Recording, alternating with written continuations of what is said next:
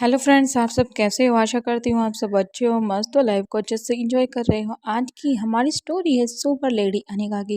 Episode 1850 से लेकर 1851। अगर आपको हमारी वीडियो पसंद आ रही है तो प्लीज़ वीडियो को ज़्यादा से ज़्यादा शेयर करें, लाइक करें, कमेंट कर कर ज़रूर जाना। बिना किसी देरी के वीडियो को स्टार्ट करते हैं। Video start. अनिका और रोहित बच्चों के साथ डाइनिंग टेबल पर खाना खाने के लिए बैठ जाते हैं। कुछ ही टाइम बाद सभी अच्छे से खाना लगा दिया जाता है। सर्वेंट आकर अच्छे से खाना सर्व करते हैं और दो सर्वेंट रोहित मारवा के टेबल के आसपास ही खड़े हो जाते हैं। लेकिन रोहित को ये अच्छा नहीं लगता। अनिका उन्हें जाने के लिए बोल देती हैं। दोनों वहाँ से चले जाते हैं। Dining table. रोहित और अनिका जब खाने की तरफ देखते हैं तो दोनों एक दूसरे की तरफ देखते ही रह जाते हैं, क्योंकि खाना सभी की पसंद का लगाया हुआ था। क्योंकि ये ऑर्डर बच्चों ने किया था तो इसलिए जिसको जो भी पसंद होता है वो सभी के लिए खाना लगाया गया, ताकि सभी अपनी अपनी पसंद का खाना खा सकें। काफ़ी देर हो चुकी थी उन्हें खाना खाए भी, इसलिए सभी को काफ़ी भूख लगी थी। तभी रिया हंसते हुए कहती है कि डैड, मोम, आप ऐसे ही देखते रहोगे या खाने को हम स्टार्ट भी करें? इतनी बात सुनकर सभी हंसने लग जाते हैं। रोहित और अनिका दोनों और तीनों बच्चे एक साथ खाना खाने के लिए स्टार्ट करते हैं।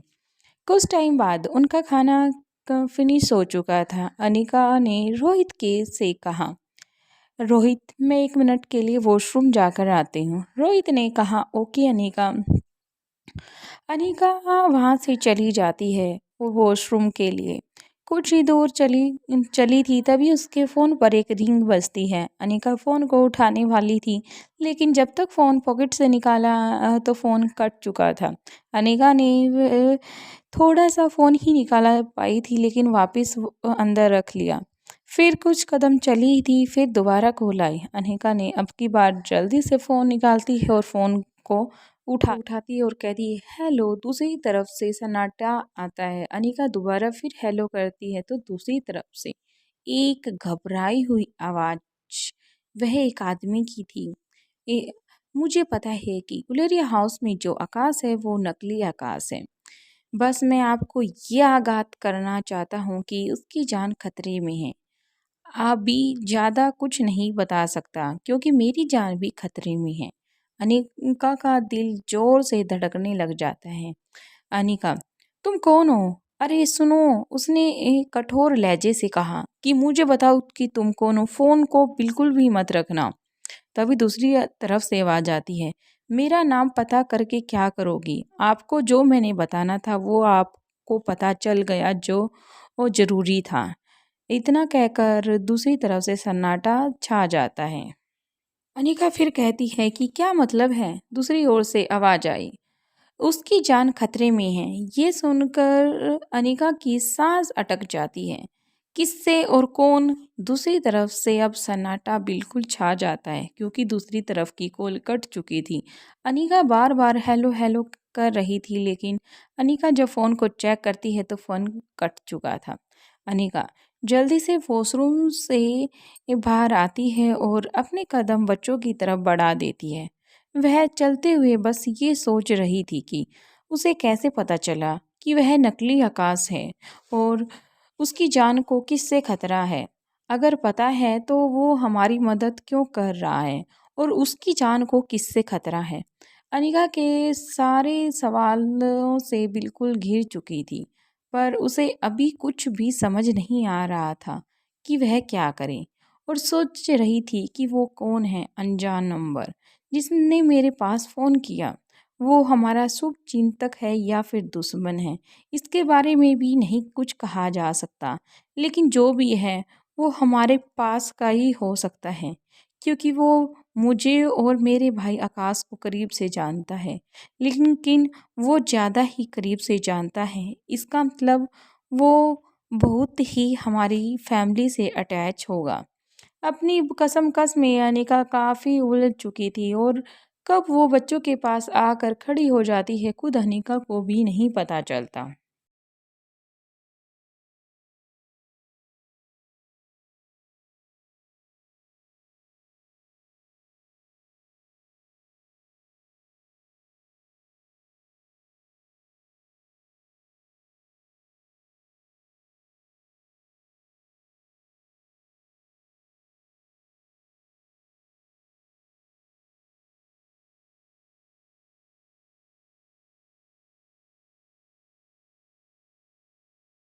साथियों से बात होने के बाद लच्छो के पैर अपनी जगह पर जम जाते हैं। वह यह तय नहीं कर पाती कि अब आगे क्या करे।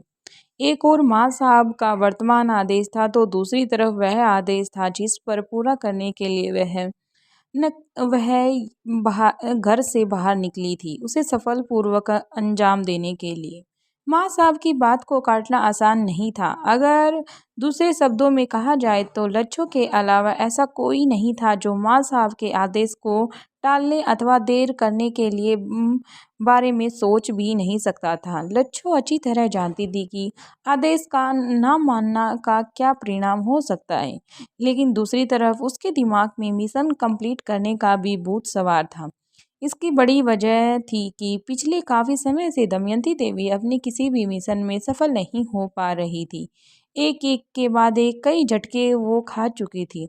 उनके अपने सिपाहियों के मनोभाव बल भी टूट चुका था। किसी भी तरह के वर्तमान में कोई न कोई वजह से हासिल सफलता हासिल नहीं हो पा रही थी। लच्छो मन ही मन तय करती है कि अगली फ्लाइट से भारत वापस ही करेगी, इस समय जाकर अपने साथियों की मदद करेगी।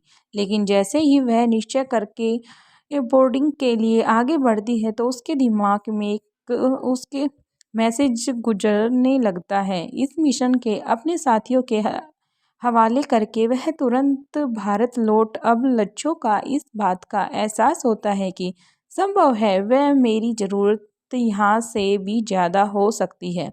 संभव है जब कोई आपातकालीन स्थिति हो या इसका मतलब माँ साहब को मेरी खास ज़रूरत हो।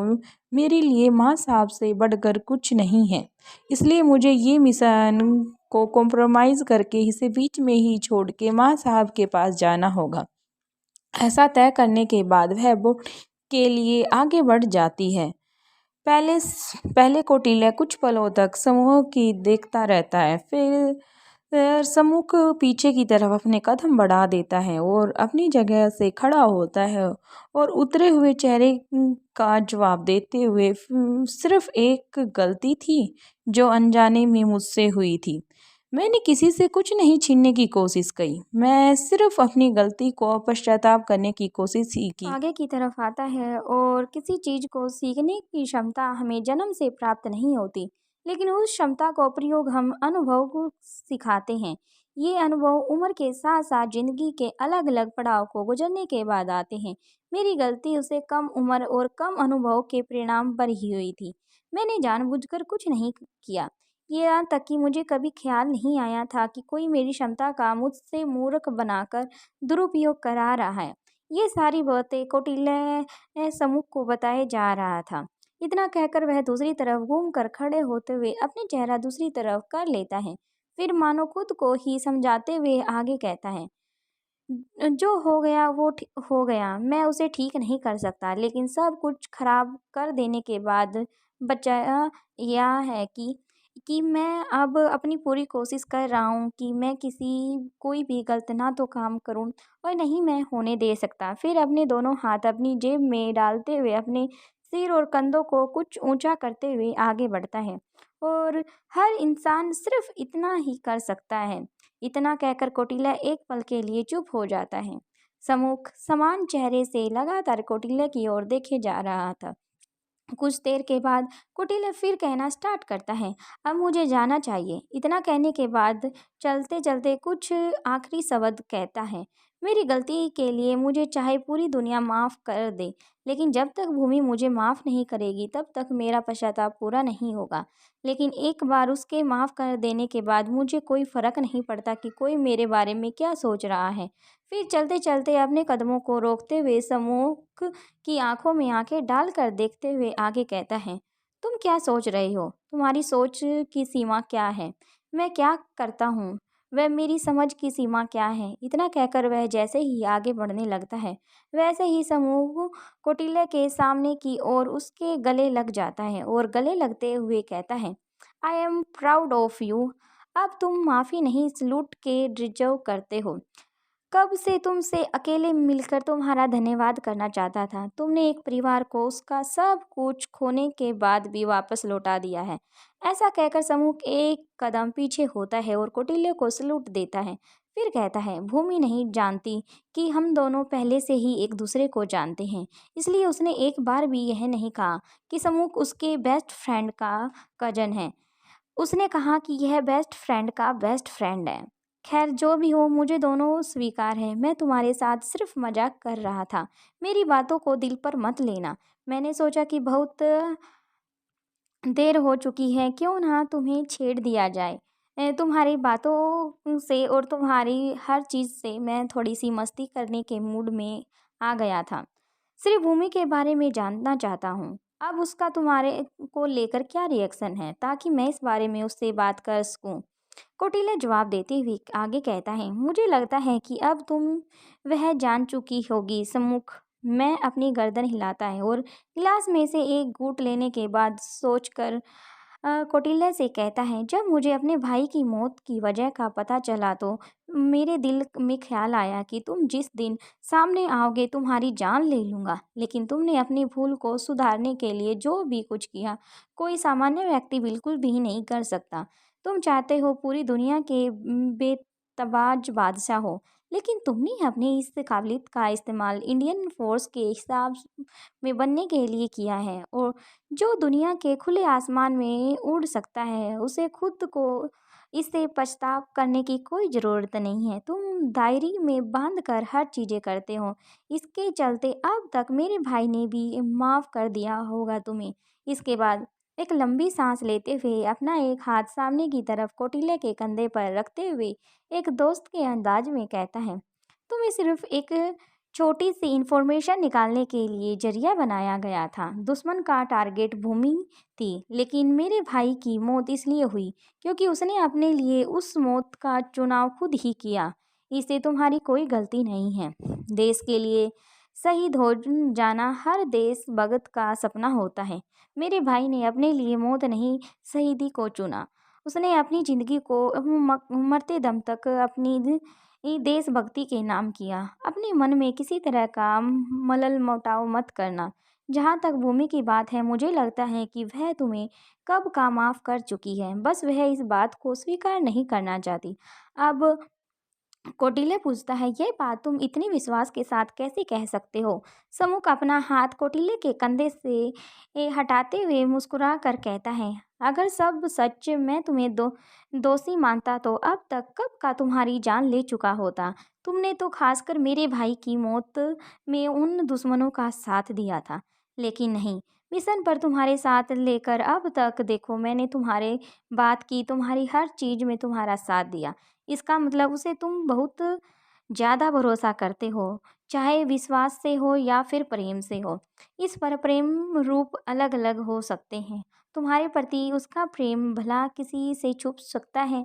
समूह की बात सुनकर कौटिल्य दुख भरी आवाज़ में जवाब देते हुए कहता है, मेरे लिए एक बात है, जब तक वह मुझे सामने से माफ़ नहीं करेगी तब तक मुझे शांति नहीं मिलेगी। यूं ही पश्चाताप की आग में झुलसता रहूँगा। अपराध बोध मुझे चैन जीने नहीं देगा। बेशक मैंने हमारी हजारों की जान बचाई और आगे भी बचाता रहूँगा। एक सहित मुझे कभी चैन की जिंदगी नहीं जीने देगा। कौटिल्य की आवाज़ में अब दर्द महसूस हो सकता था, इसलिए माहौल को बदलने के लिए कौटिल्य के कंधे पर हाथ रखते हुए मजाक के अंदाज में आगे कहता है, देखो, अगर वह प्यार से नहीं मानती तो उसे किडनैप कर लो और फिर उससे शादी कर लो। बच्चे हो जाएंगे, अपने आप ही ना मान जाएगी। ये सुनकर कौटिल्य के चेहरे पर हल्की सी मुस्कान आ जाती है। वह कहता है, क्या तुम्हें सच में लगता है कि वह इतनी आउट ऑफ लेडी है। जिस दिन उसको मौका लगेगा वह मेरी ज़िंदगी का आखिरी दिन होगा। फिर मैं देश या सेवा के लायक रहूँगा या नहीं रहूँगा, इसके के बारे में मैं तुम्हें कुछ नहीं बता सकता। ये सुनकर तो समूह के फेस पर हंसी आ जाती है। मुझे लगता है कि अब तो एक ड्रिंक होनी ही चाहिए, ताकि तुम जाकर चैन से आराम से सोच सको। कौटिल्य कहता है, नहीं नहीं, अभी मुझे कुछ काम है। वैसे भी अभी भी ये तुमने मुझे एक बहुत अच्छा आइडिया दिया है, सोच रहा हूँ उसी से अमल किया जाए। ये कहकर कौटिल्य बिना एक पल के देरी के वहाँ से चला जाता है। समूह कौटिल्य को वहाँ से जाता देखते हुए सिर्फ एक सोच में रहता है कि ऐसा भी कौन सा आइडिया दिया है मैंने जो कौटिल्य को जो इतना पसंद आ गया। इसी वक्त यहाँ से चला गया है। कौटिल्य के वहाँ से चले जाने के बाद समुख अपनी ड्रिंक सिप सिप करके पीता है और सोचने लग जाता है और अपनी ड्रिंक को ख़त्म करने के बाद भूमि के कमरे की तरफ बढ़ जाता है। उसे उम्मीद थी कि शायद भूमि अभी भी समुख जल्दी से भूमि के कमरे के दरवाजे तक पहुंच जाता है और उससे खटखटाने लग जाता है और बाहर से ही कहता है, क्या तुम सो चुकी हो? इतना पूछने के बाद समुख चुपचाप आराम से खड़ा हो जाता है। तभी 2 पलों के बाद भूमि आकर दरवाज़ा खोलती है और मुझे लगता है कि तुम्हारा घर कुछ ज़्यादा ही आरामदायी है और आराम की वजह से मुझे नींद ही नहीं आ रही। आओ अंदर आ जाओ। ऐसा कहकर भूमि अंदर की तरफ चली जाती है और समुख उसके पीछे पीछे अंदर पहुंच जाता है। वहीं कमरे में रखे हुए एक बंद बैग को भूमिका अपनी तरफ खींचते हुए उस पर बैठ जाती है। फिर कहती है, तुम्हारे घर में तुम्हें बैठने के लिए कहूँ तो कितना अजीब लगेगा ना? इस पर समुख कहता है, हाँ बहुत अजीब लगेगा, इसलिए मैं बिना कहे ही बैठ जाता हूँ। ऐसा कहकर वह एक दूसरे बिना बोले आराम से एक दूसरे की तरफ ताकते रहते हैं। उसे अपने आराम के हिसाब से सेट करते हुए आराम से बैठ जाती है। भूमि कहती है, अब ये मत कहना कि तुम्हें सिर्फ गप्पे मारने के लिए इस वक्त मेरी नींद खराब करने के लिए आई हो। भूमि की बात सुनकर समुख हंस देता है और कहता है, तुम बिल्कुल नहीं बदली। मेरी ही घर में रहकर मेरी ही बेइज्जती कर रही हो। तुम्हें नींद आ ही कब थी जो मैंने तुम्हारी खराब की? भूमि बिना कुछ कहे सिर्फ मुस्कुरा देती है। अब सुमुख अपनी बात को आगे बढ़ाते हुए कहता है, हाँ यहाँ आने के लिए मेरे पास कुछ खास वजह नहीं है, लेकिन फिर भी मुझे लगा कि तुम्हें यहाँ बात बता देनी चाहिए। भूमि समुख की तरफ देखती है और इस तरह देखती है जैसे वह उसके आगे बोलने का इंतजार कर रही हो। समुख कहता है, अभी कुछ दिन पहले मेरे अंकल आंटी से बात हुई थी। उनसे पहले भी कई बार बात हो चुकी है, लेकिन जब भी तुम्हारा जिक्र आता है तो वे कहते हैं कि तुम उनसे मिलने भी नहीं आती। इनफैक्ट उन्होंने मुझे बताया कि उनके बाद तुम कभी उनसे मिलने ही नहीं गई। यह सुनकर भूमि अपना चेहरा नीचे की तरफ कर लेती है और 2 पलों के लिए खामोश हो जाती है। उसे यह समझने में जरा भी देर नहीं लगती कि समुख किन लोगों और उनके घर के बारे में बात कर रहा है। उसके बाद लंबी गहरी सांस लेती है और समुख की तरफ देखते हुए कहती है, समुख मैं वहाँ क्या मुंह लेकर जाऊँ? मुझे ऐसा नहीं लगता जैसे मेरे चेहरे देखकर उनकी तकलीफ और बढ़ जाएगी। उन्हें हर पल अपने ये बात याद आएगी कि अपराधी लड़की मैं थी और मेरी वजह से उनके बेटे ने अपनी जान दे दी। उसे मेरे हिस्से की मौत उसे नसीब हो गई। ये बात सुनकर अब समुख भी आराम से चुप हो जाता है और भूमि भी नर्वस फील कर लेती है। बाकी का नेक्स्ट एपिसोड में देखते हैं। वीडियो पसंद आ रही है तो प्लीज़ ज़्यादा से ज़्यादा लाइक करें, शेयर करें, सब्सक्राइब करें और चैनल को बहुत सारा प्यार दें।